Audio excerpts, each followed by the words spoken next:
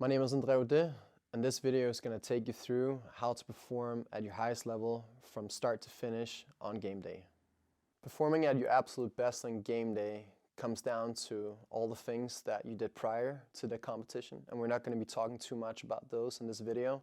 We're going to talk about the things that's going to get you dialed in to execute every event and the whole competition from start to finish to the best of your abilities. To start this video, I think essentially we need to talk about you getting to the competition. This is where it starts. A lot of people have qualified for this event that you're heading to. The achievement in itself was making it to the competition. For them, this is the end, and for you, this is the beginning. It's understanding that this is where the game starts. In the past video, we talked a lot about confidence. Confidence and the preparation getting into the event. This video is more about the actual game day. So I want you to imagine this.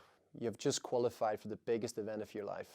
It's a huge accomplishment and everyone is super excited for you. Your competitors have also worked super hard to get to this stage. And for them, the win in itself was making it to the event. But for you, it's not the end. It's just the beginning. Because you want more than that. You've worked thousands of hours to get to this stage where you can perform at the highest level. Most of these guys you're next to, they're here for the experience. They're here for the free kit, for having a good time, for getting some cool pictures, but you're here for different reasons. If I could set a goal for you for this competition, it would be to leave this competition feeling absolutely proud of the effort and execution that you've been performing at all weekend long. Performing at the highest level in a competition requires that you set boundaries. It's one of the first things that I always talk to the athletes about, and that I always focus for myself about. It's creating a bubble around you. All decisions that you make on a daily basis during the event, and generally speaking, drains you. So we need to make sure that we have limited the decision making to as little decisions as possible in order for you to be as cognitively fresh as possible for each of the events. That means, you've laid out the clothes you're going to wear for each event. There's no decision there. If you can even pack it in advance, you've made small bags that says E1, E2, E3 for all different events for the competition. You already know, all right, event 1, I'm going to wear this. Cool. No decision needs to be made. You have your warm-ups ready. You know the warm-up's going to take 42 minutes, not 49 minutes. You have your schedule. You know exactly when corral time is. You have somebody who's checking corral time if it's going to move in order for you to perfectly time your warm-up. You know how long the corral time is, so you know if you're going to do something in the corral. You know exactly. Everything is planned out from A to B. The other things are things like strategy. You have a plan A, you have a plan B. If you've had a chance to practice the events in advance, you already know exactly what to expect. One of the things that breaks athletes, which is completely normal, is that we struggle to endure the suffering in workouts. No matter how good you are, when things get tough, your brain says, let's quit. This is too hard. I don't want to be here. And the best trick to distract this is to have a super detailed plan. Because the super detailed plan and strategy for that event will keep you so dialed in on what you need to do, how many seconds you're resting, how you're breaking up the reps, what pace you're holding on the machine, what you're thinking about cue-wise for each of the exercises. All of this kind of distracts your brain or narrows down the focus on the controllables, the execution, rather than, I can't do this, I'm suffering. There will come a stage in the workout where you're suffering so much that, you might not be able to distract yourself enough in order to wipe out all the suffering or the struggling. But you have now pushed it towards the end of the workout and you're mentally strong enough to pull through here. Problem is, if you show up and you say, I'm going to see how it's going to go, I'm going to go by feel, it's never going to go right, because feel, I would almost say, is one of the worst indicators. It's emotionally driven. And when we compete and we want to perform, we need to limit emotions. We need to put focus on what we can do, what we can control, the practical side of things. We need to look at, a coach never asks an athlete, how do you feel on game day? Because how you feel doesn't matter at this point. This is game day and we have to deliver. So whether you've slept good or you didn't sleep good, or you feel good or you don't feel good, how you feel is often a terrible indicator of how well you can perform. I think we've all tried it. We warm up for snatch and training and it feels terrible. And that's the session with PB. And it's the same for competition. You might not have slept well because you were super nervous or something happened, or maybe corral time moved and you didn't have time to do your full warm up, and that makes you feel a bit off. And if you put a lot of attention to that emotion, it's going to affect how you perform. And the reality is that the emotions are, like I said, often a really terrible indicator of the outcome.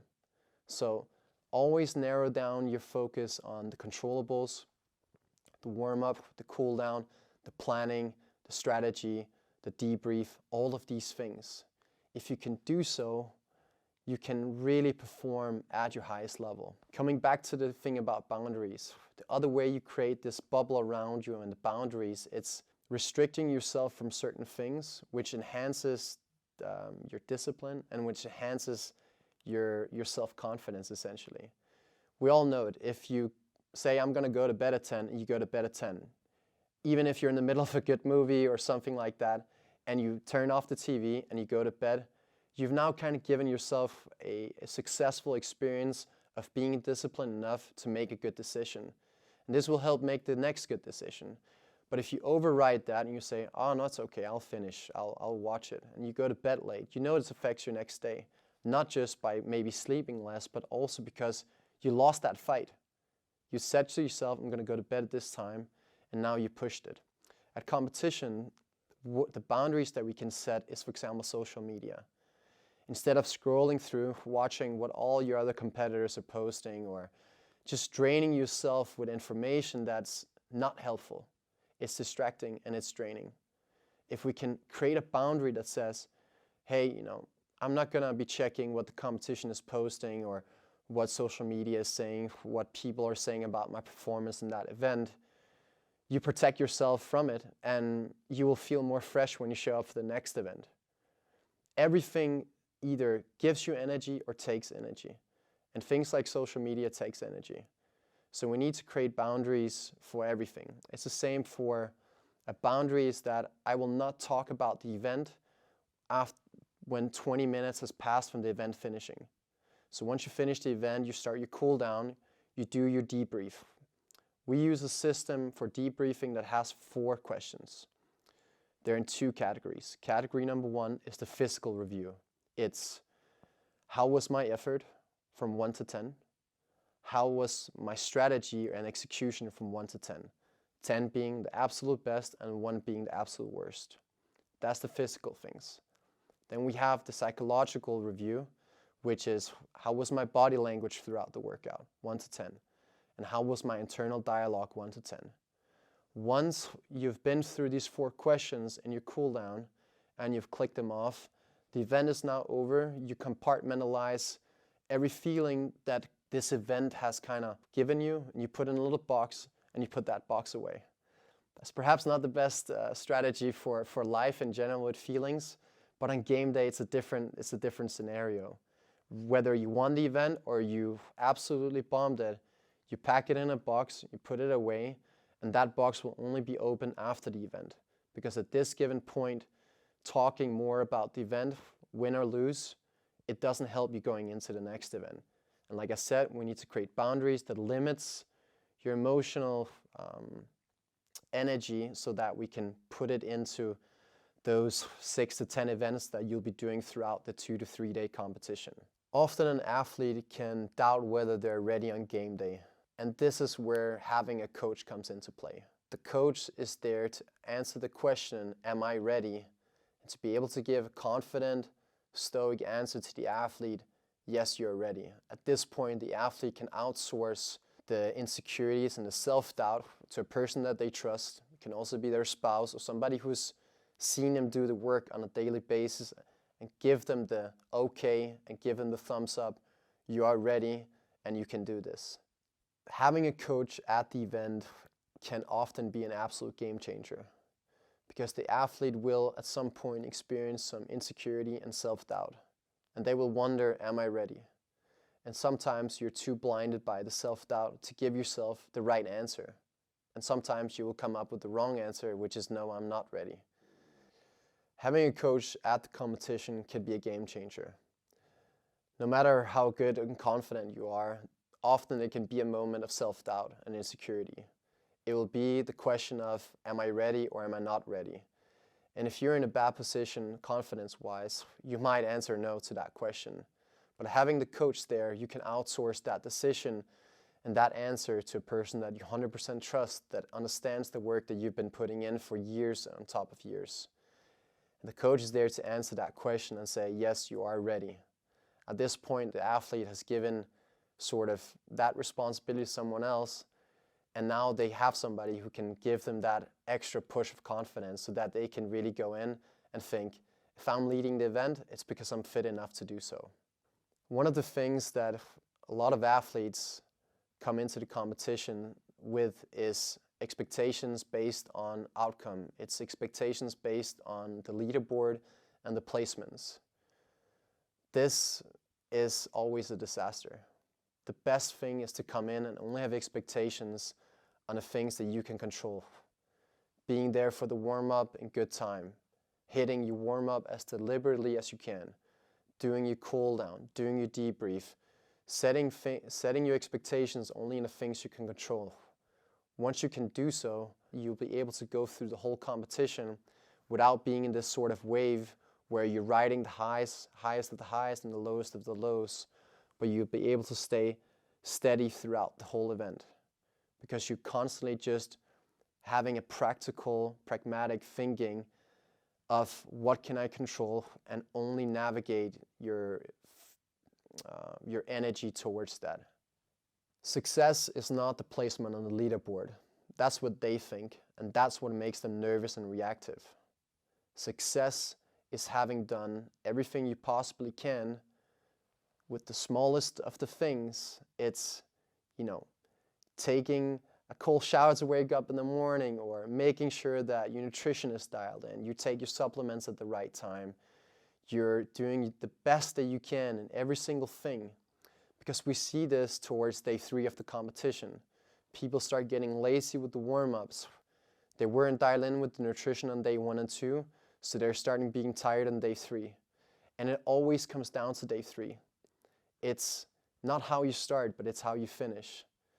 And finishing strong can change the whole outcome of the competition. It doesn't matter how well you did on day 1 and 2 if you can't put it together on day 3. And the ability to put it together on day 3 comes down to all of the things you've done right in the days leading up to. It's how you ate on day 1, how you ate on day 2. It's that in between the events, you weren't hanging out in vendor village. You were sleeping, you were relaxing, you were doing recovery modalities, and you were eating. And we see this too often, that athletes, to sort of escape the feeling of being at the competition, they will do things that take energy from them. Even if it escapes them from the competition, it drains them. Another great tool to think about is to be there when you need to be and not when you don't need to be. And it sounds very obvious, but when you are at the warm-up, you're focused on a warm-up. When you're at the event, you do the workout. When you're at the cool-down, you do your cool-down. And all the time in between, you cannot be at the event physically and mentally. You have to do things that takes you out of that situation. It can be like laying with compression boots on and relaxing, watching something that keeps you sort of emotionally steady, like Friends, or something that keeps you sort of in a mellow mood and doesn't get you either too hyped or too sad or affects you in that sense. So the worst you could do would be walking around vendor village, sort of doing things that take a lot of energy from you, or talking about the events or how it went or what the next event is. You don't talk about the events, and especially if you knew the events prior. If the competition had released the events a week prior, you should already before the competition have dialed in what you're going to do, how you're going to do it, how long your warm-up will be, and all of these things. And once you've decided for these things, that book is closed. And you don't talk about the events anymore with anyone. When you do your warm-up, you just open up, all right, this is my warm-up, this is my strategy, this is what I'm gonna do. You don't think about the next event. You don't talk about this event when it's over. You're only just taking one event at a time and then you're letting it go afterwards. Really to limit the energy expenditure of overthinking the events. One of the most impactful things that I've learned from a previous coach is that after every single event, the mindset is 0-0. And essentially what that means is that no matter how well you did or how bad you did, when that event is over, you're back to the beginning. This mindset keeps you from being too confident when things go well, and it also keeps you from being too sad when things don't go well. Regardless of the event, when you finish, it's 0-0. You're on to the next one.